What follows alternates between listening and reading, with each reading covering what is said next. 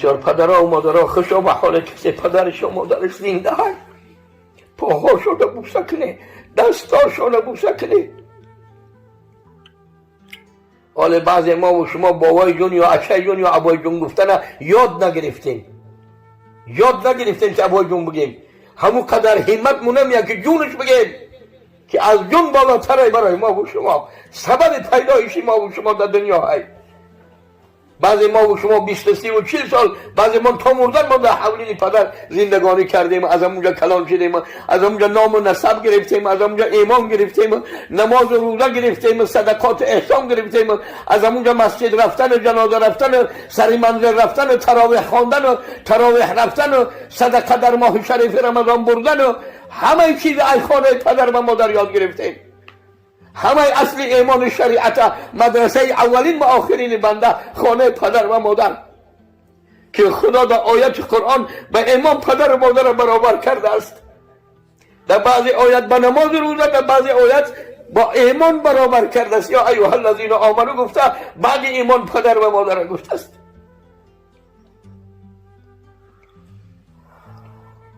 100,000 رکعت نماز نفل بخوان، خدا قوتت بتیه، همتت بتیه. یکی یه بار رو به قبله بشی بگو با پروردگار مادر که من گاوره میکرده میرام در پیشم گاوره کرده ایسان، مادر که دست پای من میشوش تازه میکرد، پدر که خون جگر سحر بیرون میشد بیگه میدر آمد برای بریدنان محنت آوردن، دزدی و خیانت و فریب و ربا و پرسنت و پلی عرق گیره و شکیده و خون مردم، مال مردم نی، مال دولت و حکومت ملت نی، بلکه مال محنت که حلال بخورن فرزندای من. حق خوب، دین خوب، شریعت خوب، سعادت به سلامت. خدا همه را سعادت به سلامت به نجات بتیه. نیکی اندیشه که یک بار رو به قبله بشید، پدر تو باید بیار که پشت کمری کی آمدی؟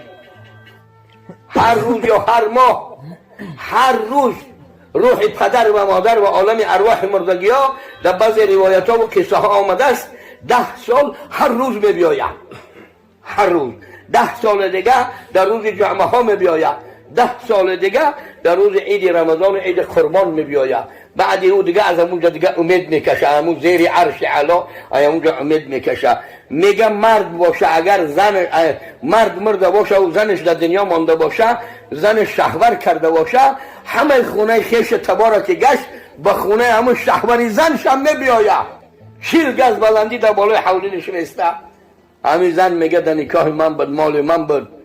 این مردی که همین زنی من در نکاح در آورده امروز در حق من چه خیرات احسان کردی، چی نیکویی و چی صدقات کردی. اینا همه برای عبرت نصیحتن. چی شما آسمون هم تکل و لبن غلطی ده؟ پدر و مادر نداره؟ پدر و مادر رو پابوسی کنه. این پدر و مادر در ما و شما این خیلی با پدر و با از بسیاری پدر و مادر اینا فرق میکنن.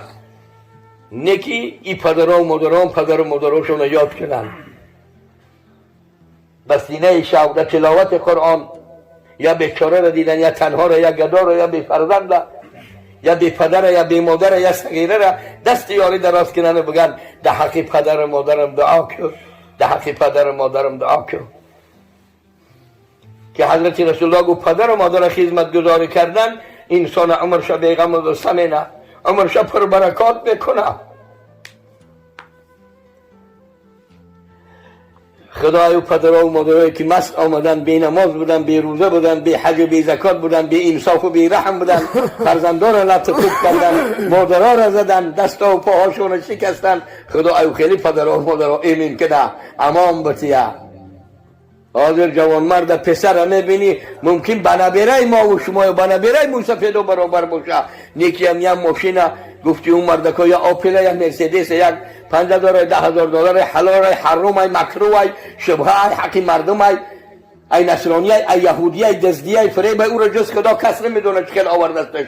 همون را گرفته است دیگه نه پدرش میشناسه، نه مادرش، نه موسفید، نه کلانساله، نه آداب سلام، نه آداب احوال پرسی کردن. خیال من در دنیا تنها منم، دیگه کسی نیست. انا برای همین اینه بابای حاجی و این قدر سخن، این قدر آیات حدیث، این قدر حلقه خیش تبار و قدردانا و همسایه ها و هم نشینا و هم صحبتا و هم سالا و هم تنگا و هم کارا. این هم یه نتیجه داشتن بابای حاجی که بعد سرشان این جمعیت ما سبب جمعیت ما و شما شده. چی هم یه دسترخوان خانه کلا میره چپکر از همین نان برای رضای خدا، برای تنجی و امانی. از صدقت ترد البلا و تزید فی العمر. حدیث رسول اکرم صلی الله علیه و صدقه رد بلا میکند، صدقه رد بلا است و زیاد میکند در عمر، یعنی عمر پر برکات میکنه، عمر به قضا و قدر علم خدا دراز میکنه. از صدقه تطفئ غضب الرب. صدقه غضب خدا را پست میکنه و پایان میکنه، خاموش میکنه غضب خدا را. تلاوت قرآن هم که بخونه ببخشه، دو رکعت نماز نافله هم که بکنه بخونه ببخشه صدقات است. روزه بگیره، روزه داری کنه و ثواب شو به ارواح پدر و مادر ببخشه، او هم صدقات است. چاهی بکنه یا آبیاری کنه، او هم صدقات است. درختی هم بشنانه و صفه و سایه کنه که در او مردم ها بشینن، این هم صدقات است. حتی میگه اگر مور به همون درخت بگذره یا پرنده های در همون درخت بشینن، همون پرنده ها استراحت مینن، ای برگ چرگش یا ای کرمشو، همون حشرات همون یک چیزی میخورن، همه برای همون شناننده درخت ثواب میرسه، همه ثوابش به همون شناننده درخت میرسه. انا همون پیش از اون که سفر قیامت کنیم فرزندای باشن که برای ملت، برای سرزمین، برای وطن، برای پدر و مادر، که اولی وطن خانه زادگاه، اولی تربیه و تعلیمات، یعنی یادآوری روحی پدرها و مادرها. حضرت پیغمبر صلی الله علیه و سلم قصه خوانده هست، روایت خوانده هست، به زیارت قبر پدر و مادرشان می رفتن. اگر چند اهل شریعت، اهل قبله مسلمانان، مذهب حضرت امام اعظم رحمت الله علیه میگویند که ما تا علی الکفر، در حالت زمان کفر مردن، در زمان پدر و مادر حضرت محمد صلی الله علیه و سلم دین و شریعت اسلام نبود، قرآن و شریعت قرآنی نبود.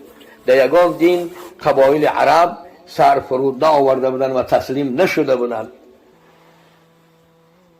برای همین شاید که بابای حاجین هم خیلی بسم الله و الحمدلله گفتم که این سبب این پول و مال یه دسترخوان این نان و تشکیل، این همه در مقدره، همه در حوضی هست، همه الحمدلله. وطن هم قدر سیری و پری هایی که وطن هم قدر تنجی و امانی هایی که شکر الحمدلله الحمدلله الحمدلله. بسیار بسیار شکرگزار. پروردگار از فضل کرم و رحمتش هر چیزی گفتیم به فضل کرم و رحمتت، از روی رحم و شفقت و مهربانی و رسانندن امانت خدا و دین خدا و شریعت خدا اولا به گوش دل ما برسان خدایا، و ثانیاً به گوش دل شنوندگان و به تمام امت محمد صلی الله علیه و سلم، تا در راه و رضای خدا، در خدمت خدا و رسول خدا، در پیروی کتاب خدا و سنت محمد مصطفی، در پیروی شریعت پاک غرای محمدی، و در خدمت پدر و مادر، در خدمت وطن و ملت، در خدمت قوم و قبایل و خیش تبار و عشیره.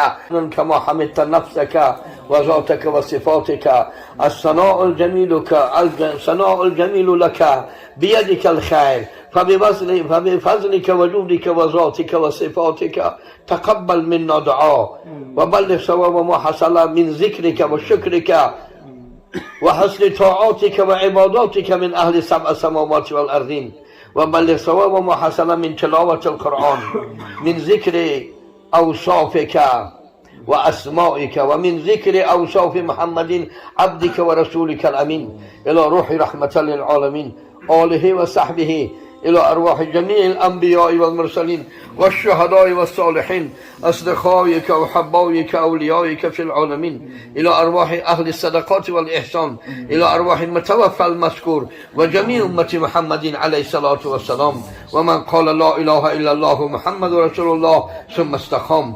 اللهم اغفر لنا ولهم جميعا، واحشرنا في زمرة نبينا والصديقين والصالحين والشهداء. اللهم ارحمنا وتجاوز عنا وارزقنا وعافنا وكل أحد من أمة حبيبك في العالمين. اللهم اجعل حياة لنا خيرا اللهم بفضلك وجودك في طاعاتك وعباداتك واتباع كتابك المقدس القرآن واتباع سنة نبيك محمد عليه الصلاة والسلام وجميع أمة محمد عليه الصلاة والسلام خصوصا حاضرين خصوصا أهل المنزل والمكان أهل الصدقات والإحسان وجميع أمة محمد عبدك ورسولك الأمين وصلى اللهم وسلم عليه وعلى آله وصحبه اللهم اغفر لنا ولوالدينا ولأساتذتنا ولمشائخنا وللمؤمنين والمؤمنات والمسلمين والمسلمات وصلى اللهم على نبيك الكريم محمد وآله وصحبه